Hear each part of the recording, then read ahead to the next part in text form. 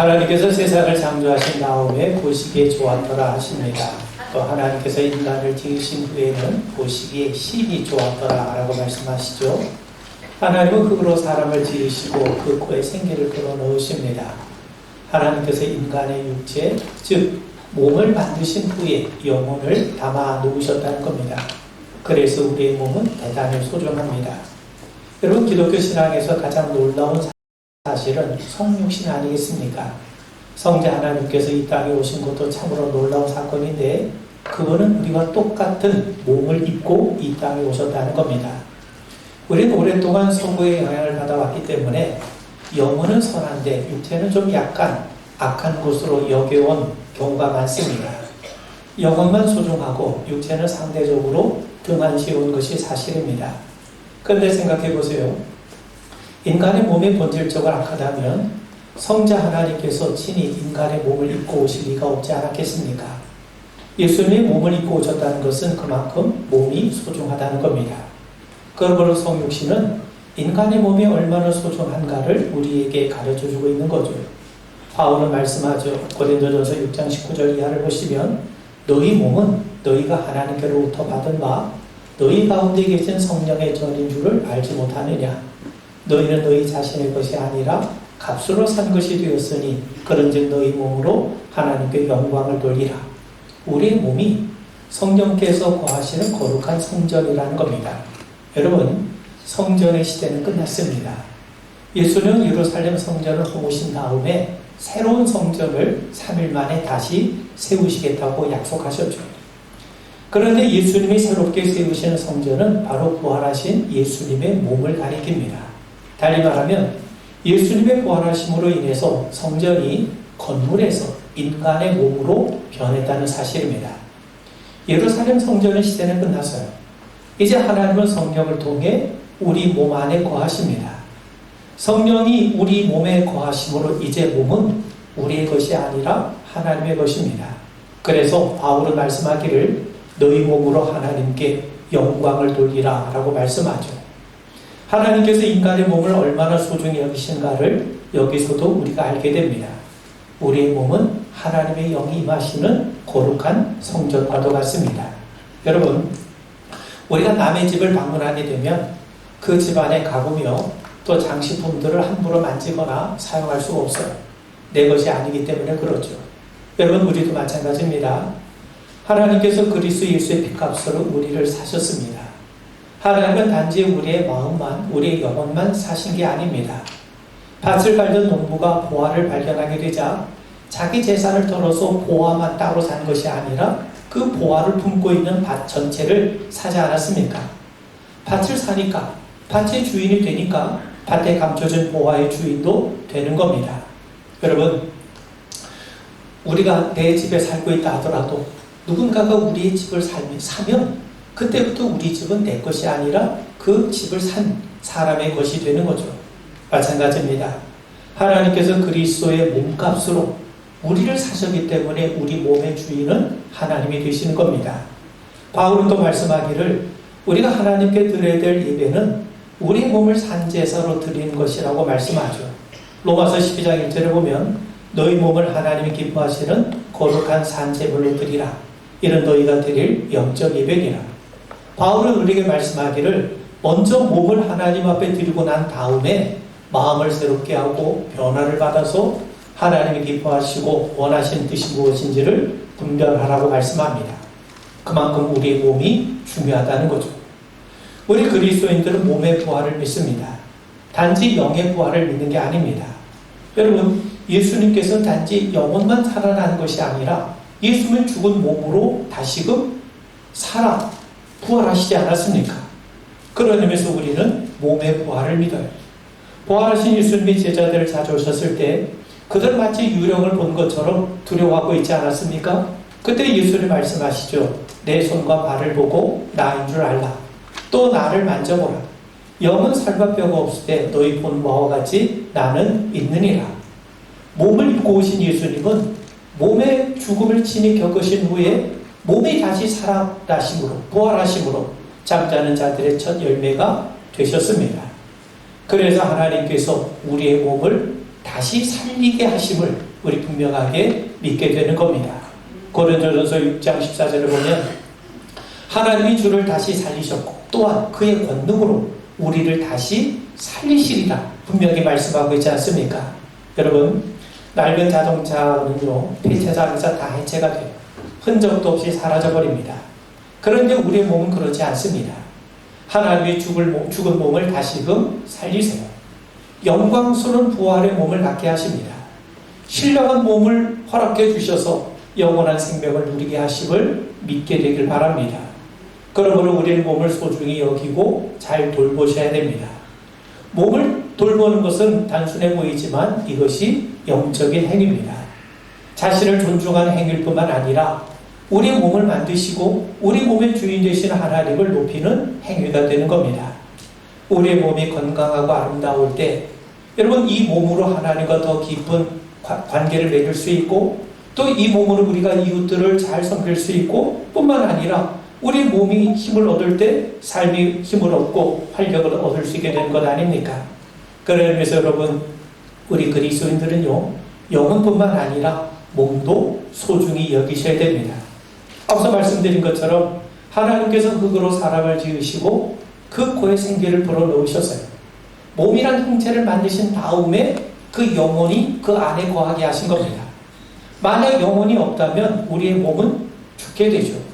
진흙까지 썩어질 존재에 불과합니다. 그렇다고 영혼만 소중하고 몸은 중요하지 않다는 게 절대로 아닙니다. 몸이 없이 어떻게 영혼이 깃들일 수 있겠습니까? 여러분, 우리가 아무리 선한 뜻을 갖고 선한 마음을 갖고 있다 할지라도 몸으로 실천하지 않으면, 몸으로 드러내지 아니하면 아무것도 아닙니다. 사랑하는 마음도 중요하지만 그 사랑하는 마음을 구체적으로 드러내는 것이 뭘 통해서 드러냅니까? 우리의 몸, 행동을 통해서 드러내는 거죠. 그러므로 영과 육은 모두가 소중합니다. 하나님께서 인간을 하나님의 형상으로 지으셨어요. 형상이라고 한 말은 닮았다는 겁니다. 닮았다는 게 똑같다는 말은 아니죠. 여러분, 꼼짝거리는 아기의 모습을 살펴보세요. 제가 볼 때는 갓난 아기들은요, 다 그 모습이 그 모습이에요.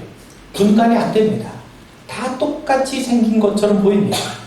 그런데요, 애기 엄마는 아기가 아빠를 쏙 빼닮았다고 말을 하죠. 여러분, 어떻게 아기가 다 큰 어른 아빠의 모습을 쏙 빼닮았다는 말입니까? 그런데 여러분, 머지않아 그 아기는요, 말투, 자세, 행동, 습관을 비롯해 수많은 특징까지 아빠의 모습을 흉내낼 겁니다. 제 아빠를 쏙 빼닮은 모습을 드러내고 그런 모습으로 자라게 될 겁니다. 몸으로 하는 행동을 통해서 아빠 닮은 모습을 드러내는 거죠. 마찬가지입니다. 우리는요, 우리의 몸을 통해서 하나님을 드러내는 겁니다. 여러분, 이 땅의 모든 피조물 가운데 하나님의 형상으로 지음받은 존재는 우리 인간밖에 없어요. 우리는 사자나 곰처럼 힘이 세질 못합니다. 치타처럼 빨리 달리지도 못하고 또 개처럼 후각과 청각이 예민하지도 못합니다. 뿐만 아니라 매처럼 좋은 시력을 갖고 있지도 못합니다. 그럼에도 이 땅에서 하나님의 뜻을 실천하고 하나님의 영광을 드러내는 존재로 지음받은 존재는 바로 우리 인간뿐이에요. 여러분 생각해 보세요. 아이가 자라나면서 아버지의 모습을 닮아가고 아버지의 특성을 드러내는 것처럼 하나님은 우리를 하나님의 형상으로 지으셔서 우리를 통해서 사랑이나 자비, 긍휼, 온유 같은 하나님의 성품을 드러내게 하십니다. 하나님은 보이지 않는 영이시기 때문에 그 하나님의 보이지 않는 영의 모습을 우리 눈으로 볼 수 있도록 드러내게 하신 일을 우리 인간에게 맡기셨다는 겁니다. 그렇다면 여러분, 눈으로 볼 수 있게 드러낸 일은 뭘 통해 이루어집니까? 몸을 통해서 일어날 수밖에 없어요. 사랑하는 마음이 어떻게 드러날 수 있습니까? 우리의 말의 행동을 통해서, 우리의 몸짓을 통해서 상대에게 친절을 베풀고 상대를 위하는 우리의 몸짓을 통해 드러나는 것 아닙니까? 자, 여러분, 그래서 우리의 몸은 대단히 소중합니다. 다윗은 시편 139편에서 이렇게 고백을 하죠. 주께서 내 내장을 지으시며 나의 몸에서 나를 만드셨나이다. 내가 주께 감사하오은 나를 지으심이 심히 기묘하심이라. 주께서 하신 일이 기묘함을 내 영혼이 잘 아나이다. 우리의 몸이 하나님이 기묘하게 만드신 작품이라고 말씀하죠. 여러분, 미스 코리아 같은 외모를 가진 사람, 운동으로 다져진 근육질 몸매를 지닌 사람만이 아닙니다. 체격이 좀 왜소하고 외모가 그리 매력적이지 않다 하더라도 그건 사람의 기준이지 하나님의 기준이 아닙니다. 신분이 높고 부유하더라도 그런 사람들의 몸과 우리의 몸이 결코 다르지 않습니다. 생김새가 어떠하든지 사회적인 지위가 어떠하든지 우리의 몸은 하나님께서 기묘하게 지으신 작품임을 우리가 분명하게 믿으셔야 됩니다. 하나님이 지으신 몸을 내가 가지고 있다는 그 자체만 가지고도 우리는 매우 소중한 존재임을 우리가 분명하게 깨달아야 됩니다. 여러분, 토끼와 거북이의 경주를 잘 알죠? 그런데 우리는 토끼하고 거북이가 경주하면 거북이가 이긴 걸로 알고 있는데, 여러분, 진짜 이긴 거북이가 하나님 앞에 불려가서 혼이 났다는 거예요. 거북이는 천천히 걸어야 멋져요. 하나님의 거북이는 천천히 걷게 만드셨지 빠르게 걷게 만들지 않으셨어요. 그래서 땅에서 토끼보다 거북이가 더 빠르게 뛰면요, 그건 그야말로 말세의 징조입니다. 여러분, 호박은 호박일 때 아름답죠. 호박의 수박을 흉내내기 위해서 자기 몸에 검은 줄을 그을 필요가 없다는 겁니다. 우리도 마찬가지입니다. 하나님을 영롭게 하는 것은 내가 남을 흉내낸다고 되는 게 아니죠. 내게 주신 소명대로 우리가 살아가면 됩니다.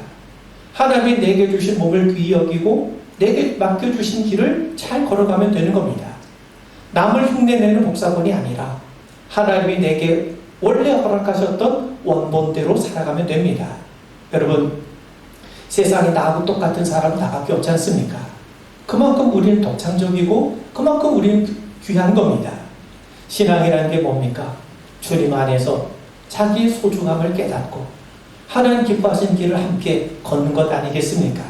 그러기 위해서 여러분, 자신의 몸을 귀하게 여기십시오. 하나님께서 내 몸을 만드셨구나. 내 몸은 창조주 하나님께서 기묘하게 만드신 걸작품임을 우리 믿게 되길 바랍니다. 그리고 우리의 몸으로 인해서 하나님 앞에 감사할 수 있어야 됩니다. 여러분, 몸이 없다면 어떻게 삶을 맛보고 누릴 수 있겠습니까? 그러면서 여러분, 날마다 이렇게 기도하십시오. 하나님, 제 몸으로 인해 하나님 앞에 감사해야 됩니다. 감사합니다. 그럼에도 우리는 너무나도 많이 불평했습니다. 아프다고 푸념했고 못생겼다고 불평했습니다. 이제 제 몸의 오묘함에 깜짝 놀라게 하시고 그 경이로움에 경외감을 갖게 하시옵소서.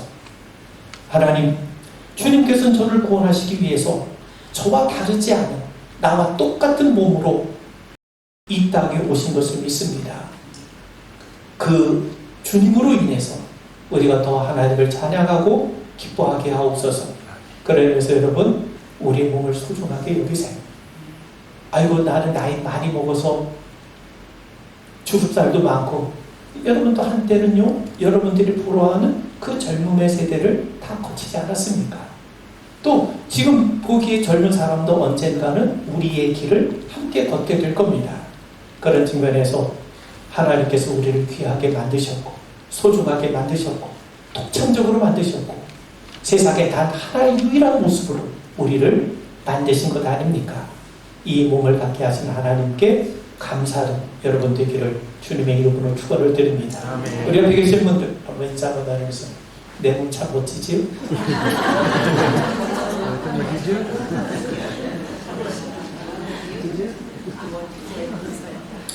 나하고 똑같이 생긴 사람이 있으면 데려와 보세요. 네. 자, 여러분, 우리 몸이 건강하게 살아가려면 우리에게 절대적으로 필요한 게 뭐냐면 음식이에요. 갈멜산에서 엘리야가 우상 숭배자들과 더불어 싸우죠. 그리고 그가 외쳤을 때 하나님께서 하늘에서 불로 응답하셔서 제단을 다 태워버리셨어요. 그런데 이세벨이 엘리야를 죽이겠다고 협박을 합니다. 그러자 엘리야는 두려움에 사로잡혀 저 남쪽 브엘세바까지 도망을 치게 됩니다. 그는 심히 낙담한 채로 로뎀나무 아래 누워서 하나님께 어서 자신을 빨리 데려가 달라고, 자신을 죽여달라고 하나님 앞에 떼를 써요. 자, 그때 하나님께서 엘리야에게 어떻게 행하셨습니까? 하나님은 천사를 보내셔서 그를 어루만져 주세요. 숯불에 구운 떡과 물 한 병을 그에게 보내주셔서 먹고 마시게 합니다. 그리고 다시 누워서 잠을 자게 하시죠. 여러분, 지쳐있던 엘리야에게 하나님은 영적인 해법만 제시한 게 아닙니다. 너 성경을 읽어라. 너 믿음이 부족하니 어서 기도해라. 하나님은 그렇게 하지 않으셨어요. 오히려 갓 구운 빵을 보내주셨고 시원한 물 한 병을 제공해 주셨습니다. 그리고 단잠을 자게 하시고 그를 어루만져 주셨어요. 자, 하나님의 돌보심은 이처럼, 돌보심과 위로는 이처럼 구체적이었고 실제적이었다는 겁니다. 여러분 생각해 보세요. 엘리야는 지금 심신이 너무 지친 상태입니다. 홀로 우상 숭배자들 850명과 싸웠죠. 3년 6개월 동안 내리지 않던 비를 내리게 해달라고 하나님 앞에 온 힘을 다해 간절하게 기도했죠. 또 아합왕을 만나기 위해서 이스라엘까지 25km를 단숨에 달려왔습니다. 이게 하루 동안에 일어난 일이죠. 뿐만 아닙니다. 이세벨의 협박으로 지친 몸을 이끌고 부엘세바까지 도망을 쳤는데 그 거리가 150km예요. 여기서 대전 정도의 거리를 도망을 쳤다는 겁니다. 그리고 더 이상 갈 힘이 없어서 로뎀나무 아래 지쳐 쓰러져 누워 있습니다. 그야말로 육신적으로도 지칠 대로 지친 상태입니다. 그런 동안 제대로 먹지도 쉬지도 못했을 겁니다. 그야말로 그의 몸은 피곤과 굶주림에 탈진 상태에 빠져 있었을 거죠. 그런 엘리야에게 필요한 게 뭡니까? 바로 쉼이요 음식 아니겠습니까? 그래서 하나님은 갓 구운 빵과 시원한 물을 제공하셔서 그의 지친 기력을 회복시켜 주셨던 겁니다. 여러분, 우리가 건강한 몸을 위해서는요, 음식을 먹는 게 중요합니다. 우리가 몸을 위해서 잘 드셔야 됩니다. 더 나아가서 우리가 먹는 것은 하나님 앞에 영적인 행위가 됩니다. 우리가 음식을 먹을 때 우리가 반드시 기억해야 될 게 있는데, 첫 번째는요, 이 음식은 하나님이 주시는 은혜라는 사실을 기억하실 수 있길 바랍니다. 농부가 땀을 흘려도 열매 맺게 하신 분은 하나님이세요. 우리가 수고해서 먹는 것 같지만 음식은 하나님이 오늘 하루의 삶을 살아갈 수 있도록 내게 주시는 선물임을 믿으십시오. 광야에서 이스라엘 백성들에게 만나를 주신 것처럼 모든 음식은 하나님께서 우리의 삶을 위해서 주시는 선물임을 믿게 되길 바랍니다. 아멘. 사실 우리의 몸은요, 음식을 먹지 않고는 살 수가 없어요. 그래서 하나님께서 음식을 주신 겁니다. 그리고 그렇기 때문에 우리는 음식을 먹을 때마다 오늘 나의 삶을 이어가게 하시는 하나님의 은혜임을 기억하고 감사하십시오. 그리고 오늘 내가 음식을 먹어야 내가 오늘 하루를 건강하게 살 수 있는 것처럼 우리에게는 하나님의 은혜가 절대적으로 필요하다는 사실을 우리 분명하게 믿게 되길 바랍니다. 그리고 두 번째는요, 여기서 우리가 한 걸음 더 나아가서 우리는 음식을 통해 예수님을 기억해야 됩니다. 여러분, 우리가 먹는 대부분의 음식은요, 조리의 과정을 거쳐요. 우리가 야채나 채소 우리가 날로 먹을 수 있죠. 또 때로 생선 같은 건 우리가 회로 이렇게 날것을 먹을 수 있죠. 근데 여러분, 돼지나 소 그냥 잡아서 그냥 거기서 살 떼어 먹을 수 있습니까? 그럴 수 없죠. 그런 의미에서 야채든 고기든 우리는 그걸 죽여서 요리해서 먹습니다. 내 생명을 위해서 뭔가가 죽었고 뭔가가 희생됐다는 사실입니다. 그래서 우리는 단순한 음식을 통해서도 십자가의 의미를 기억하고 감사하게 되는 겁니다. 예수님 말씀하시죠. 내가 곧 생명의 떡이라. 예수님의 살은 참된 양식이요, 예수님께서 흘리신 피는 참된 음료 아니겠습니까? 예수님께서 십자가에서 죽으심으로 당신의 살과 피를 아낌없이 내어주심을 우리가 참 생명을 얻은 것 아닙니까? 그러므로 우리의 식사 시간은요, 성찬과도 같아야 됩니다. 우리를 위해 희생한 음식을 먹음으로 우리가 생명을 이어가는 것처럼 예수님의 십자가의 은혜로 인해서 우리가 참 생명을 얻게 됨을 기억하는 시간 아니겠습니까? 그러면서 여러분, 하나님께서 오늘 우리 하루의 삶을 위해서 음식을 허락해 주신 것처럼 또 영원한 삶을 위해서 예수님의 살과 피를, 예수님의 십자가의 은혜를 우리에게 허락하신 것처럼 우리가 식사를 할 때마다, 음식을 나눌 때마다 오늘 하루를 살게 하신 하나님의 은혜를 기억할 뿐만 아니라 더 나아가 그리스도 예수의 십자가의 보혈의 공로를 통해서 그분의 살과 피를 통해서 우리가 하나님 앞에 참 생명을 얻게 되는구나. 그 소망을 분명하게 갖게 되길 바랍니다. 여러분, 우리 성도들에게 식사는요, 단지 배고픔을 해결하는 시간만이 아닙니다. 예수님의 십자가의 은혜를 기억하는 시간입니다. 이스라엘 백성도 식사하기 전에 손을 씻어서요. 위생적인 차원에서가 아니라 식사를 통해 하나님을 기억하는 거룩한 예식으로 삼았기 때문입니다. 반면 우리는 식사를 하기 전에 기도함으로 하나님의 은혜를 기억하고 그리스도 예수의 십자가를 통해 우리가 참 생명을 얻게 되었음을 확인하고 감사하게 되는 거죠. 여러분, 그런데 우린 동시에 음식 앞에 절제할 줄도 알아야 됩니다. 현대인 질병의 가장 큰 원인은 음식과 스트레스라고 그래요. 그런데 스트레스보다 더 심각한 게 음식입니다. 음식에 있는 독성이 그대로 우리 몸 안에 들어와서 우리 몸 안에 저장되기 때문이죠. 그래서 우리는 음식을 절제할 줄 알아야 됩니다. 의사들은 보통 조언하기를 우리 보통 사람의 위장의 70%만 먹으라고 조언하고 있지 않습니까? 그리고 음식을 먹을 때도 천천히 먹으라고 충고합니다. 충분히 씹어야 음식 안에 있는 독성을 인간의 침으로 해독할 수 있다는 것 아니겠습니까? 자, 여러분, 그런데 보통 사람이 갖고 있는 가장 큰 욕심 가운데 하나가 음식에 대한 욕심이에요. 그걸 보통 식탐이라고 그러죠. 카톨릭의 교황 그레고리우스 1세는요, 식탐이라고 하는 것을, 탐식이라고 하는 것을 7가지 인간의 큰 죄 가운데 하나로 규정을 합니다. 근데 식탐, 몇 가지 종류가 있어요. 급하게 먹는 속식이 있고요. 개걸스럽게 먹는 탐식이 있고요. 지나치게 많이 먹는 과식이 있고요. 아주 까탈스럽게 먹는 미식가가 있고요. 또 사치스럽게 먹는 호식이 있습니다. 여러분, 우리가 식탐에 빠지게 되면 일단 몸이 망가져요. 판단력이 흐려집니다. 죄에 쉽게 빠질 수 있다고 경고를 하죠. 물론 사람마다 취향이나 여건이 다르기 때문에 때로 우리가 급하게 먹을 때가 있고 또 좀 더 많이 먹을 때가 있고 또 입맛이 좀 예민할 때도 있고 또 특별한 날을 맞이해서 좀 호사스러운 음식을 먹을 수도 있지 않겠습니까? 자, 그런데 식탐이라는 게 뭡니까? 단순히 많이 먹는 게 문제가 아니라 개 중에서 어떤 사람들 가운데는요, 눈을 뜨자마자 먹는 거 생각하는 사람이 있어요. 그리고 음식에 대해서 너무나도 예민하게 구는 사람이 있어요. 비싼 음식만 찾고 음식 선택에 너무 까탈스러운 성향을 갖고 있는 사람들이 있습니다. 이거는요, 우리가 식탐에 빠져 있는지 우리가 다시 한번 우리 자신을 점검해 봐야 됩니다. 하나님이 지친 엘리야의 몸을 회복시키기 위해서 빵과 물을 주신 것처럼 하나님께서 우리 몸의 건강을 위해 음식을 주심을 믿고 감사함으로 즐길 수 있길 바랍니다.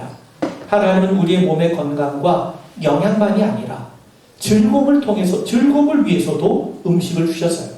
우리는 즐거움을 위해서도 음식을 맛보고 누릴 수 있어야 됩니다. 여러분, 하나님이 아담에게 생명나무와 선악과를 제외한 동산의 모든 과실을 허락해 주셨습니다. 그 모든 과실의 맛을 맛보면서 얼마나 다양한 맛을 맛봤겠습니까? 성경은 약속의 땅 가나안을 젖과 꿀이 흐르는 땅, 즐길 과일이 풍성한 땅으로 묘사하고 있지 않습니까? 또 하나님께서 우리에게 다양한 맛, 다양한 식감, 냄새, 색깔을 즐길 능력도 우리에게 허락해 주셨습니다. 그러니 그래서 여러분, 음식을 먹을 때마다 다양하게 음식을 맛보고 누릴 수 있기를 바라고 그런 과정을 통해서 하나님의 은혜를 기억하시고 그리고 몸의 건강과 활력을 회복함으로 하나님과 이웃들을 더 잘 섬기고 더 충실하고 삶의 활력을 더 풍성하게 이어가기를 주님의 이름으로 축원을 드립니다. 아멘. 자, 그리고요, 먹을 양식을 주신 하나님은 엘리야를 높이시고 어루만지십니다. 이 말은 지친 엘리야에게 단잠을 허락해 주셨다는 거예요. 하나님은 우리를 푸른 저장 쉴만한 물가로 인도하셔서 배부르게 하십니다. 또한 눕게 하셔서 단잠을 허락해 주세요. 하나님을 주신 가장 구체적이고도 일상적인 쉼은요, 주로 잠을 통해서 오게 됩니다. 여러분, 현대인들의 가장 시급한 문제 가운데 하나가 바로 수면 부족이죠. 우리나라 성인들 중에 3분의 1은요, 하룻밤 권장 수면 시간 8시간을 채우지 못하고 있는 실정입니다. 세계보건기구는요, 수면 부족을 병으로 선언했어요. 우리가 수면이 부족하면 면역계가 손상이 되고 온갖 질병에 걸릴 확률이 2배로 높다는 사실은 이제 상식이 됩니다. 잠자는 시간이 짧아질수록 삶의 질도 떨어지고 잠자는 시간이 짧아질수록 인간의 수명도 짧아진다고 하지 않습니까? 자, 그런 의미에서 여러분 세상의 모든 피조물들이 다 하나님이 허락하신 것만큼의 잠을 자요. 하나님이 허락하신 이 땅의 모든 피조물은요, 다 하나님이 허락한 양만큼 잠을 자는데 인간만이 일부러 자신의 수면을 줄이고 있다는 겁니다. 여러분, 사람들이 바쁘거나 할 일이 많을 때 가장 먼저 포기하는 것 가운데 하나가 잠 아닙니까? 시험을 앞둔 학생, 할 일 많은 노동자, 대개 잠을 쪼개며 공부하고 일을 하지 않습니까? 잠을 덜 자면 그만큼 시간을 확보하게 되고 더 많은 일을 할 수 있다고 생각하기 때문에 그렇습니다. 그런데 여러분, 겉으로 보면 잠자는 게 가장 미련한 생물학적 현상처럼 보일지 모르겠습니다만, 그런데 잠이 중요하죠. 여러분, 사실 우리가 잠을 자는 동안에는요, 돈을 벌 수도 없고 사회활동도 할 수 없고 누군가를 만나서 즐거운 시간을 보낼 수도 없어요. 영화를 보거나 취미활동도 할 수 없어요. 자식을 돌볼 수도 없습니다. 잠을 잘 때 도둑이라도 들면 그야말로 취약한 상태가 될 수밖에 없지 않습니까? 그럼에도 불구하고 수많은 학자들의 연구의 덕에 따라서 인간의 삶에 잠이 얼마나 소중한가를 우리는 깨닫게 됩니다. 잠을 잘 때 뇌 기능이 활성화된다고 그러죠. 낮에 습득한 수많은 정보들이 잠을 통해 기억장치에 저장이 되기도 하고 연관관계가 이해가 된다는 거죠. 잠을 잘 때 우리의 면역계가 활성화됩니다. 또 잠을 잘 때 우리 장내 미생물이 번성한다고 그러지 않습니까? 잠을 충분히 자면 혈압도 낮아지고 심혈관계 건강에 유익이 된다고 그러지 않습니까? 한번 생각해 보세요. 여러분, 한 끼 걸은다고 하루 생활 힘듭니까? 그렇지 않아요. 하루 운동 걸렀다고 해서 생활에 지장을 받습니까? 그렇지 않아요. 그런데 하룻밤 잠을 설치게 되면요, 하루 종일 정상적인 생활하는 것이 얼마나 힘들지 모릅니다. 그러므로 수면만큼 심신 건강에 강한 영향을 미치는 것이 없어요. 그런데도 우리는 잠을 대수롭지 않게 여깁니다. 여러분, 시편 127편에 보면 여호와께서 그의 사랑하시는 자에게는 잠을 주시는도다. 여러분, 하나님께서 엘리야를 눕게 하신 것처럼 여러분들에게 매일 단잠을 주심으로 쉼과 안식을 주시길 바랍니다. 여러분, 이스라엘 백성들의 하루의 기준은 우리와 다릅니다. 우리는 아침부터 하루가 시작된다고 생각하는데 이스라엘 백성들은 해가 질려부터 하루가 시작이 돼요. 근데 옛날엔 해가 지면은 되게 뭐 했습니까? 잠을 자기 시작했어요. 그러다 보면 우리는 하루를 힘찬 일과를 일로 시작이 되지만 이스라엘 백성들은 하루를 잠을 통해서 시작이 되는 겁니다. 자, 그런데 하나님께서 사랑하는 자에게 잠을 주신다고 해요. 그러면 그것이 과연 무엇을 의미하는가? 여러분, 시편 127편 1절 2절을 보시면 하나님이 집을 세우지 않으시면 세우는 자의 수고가 헛되다. 우리가 일찍 일어나서 늦게까지 일하고 수고의 떡을 먹는 것이 헛되다는 겁니다.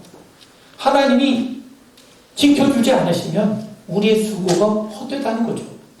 그러면서 하나님께서 사랑하는 자에게 잠을 주신다는 겁니다. 그런데 여러분, 이 말씀을 우리가 좀 더 이해를 하면 하나님이 주시는 것은 잠이 아닙니다. 수고의 떡을 주신 거예요. 잠이라는 단어는 목적어가 아니라 부사적으로 해석을 해야 원래 뜻이 드러납니다. 달리 말하면 하나님께서 그의 사랑하는 자들이 잠든 사이에도 그들을 위해서 일하심으로 수고의 떡을 허락해 주신다는 거죠. 그러니까 하나님은 모두가 잠든 시간에도 우리를 위해서 일하신다는 것 아니겠습니까?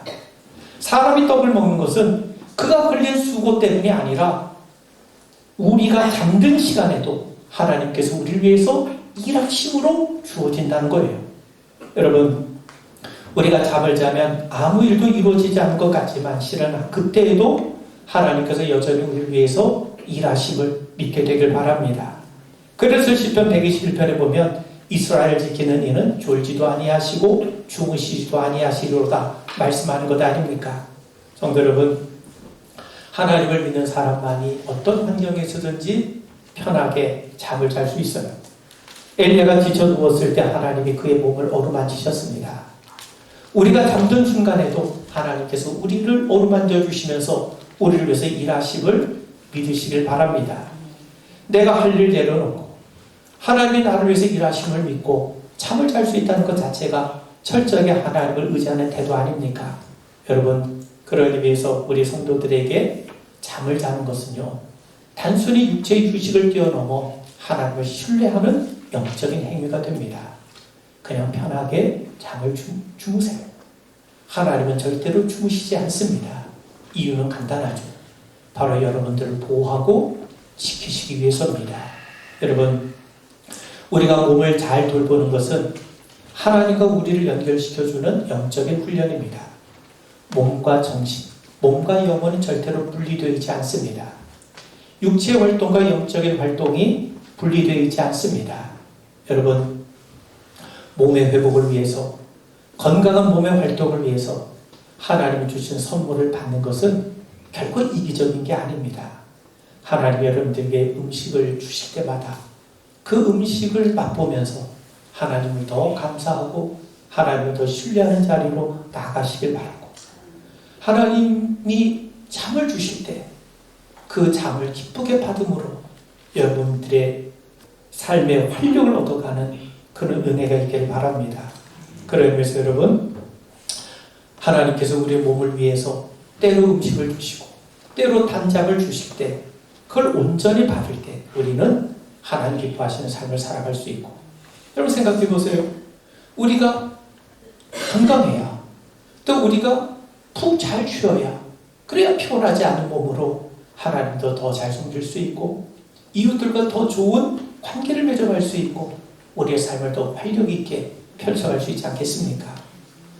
우리의 몸을 살아있는 거룩한 산제사 드리는 여러분 되시길 주의 이름으로 축원을 드립니다. 아멘. 우리 기도합니다. 지친 엘리야에게 하나님께서 음식과 또 단잠을 허락해 주심으로 그의 삶을 어루만지셔서 그를 호렙산에 인도하시고 하나님의 귀한 소명을 맡게 하신 것을 기억합니다. 우리의 사랑하는 성도들에게 하나님 귀한 음식을 통해 저희들의 몸이 더욱더 힘을 얻게 하시고, 또 하나님 단잠을 허락해 주셔서 주님 안에서 안식과 쉼의 기쁨을 누릴 수 있도록 도와주시옵소서. 여러 가지 일들로 인해서 잠 못 이루는 경우가 얼마나 많은지 모릅니다. 하나님 그저 긍휼히 여기셔서 주님이 어루만져 주시고 저희들에게 단잠을 허락해 주셔서 주님을 통해서 우리들의 영혼과 우리의 심신이 날마다 힘을 얻어가는 성도의 삶이 되게 하옵소서. 예수님 이름 받들어 간절히 기도하옵나이다. 아멘.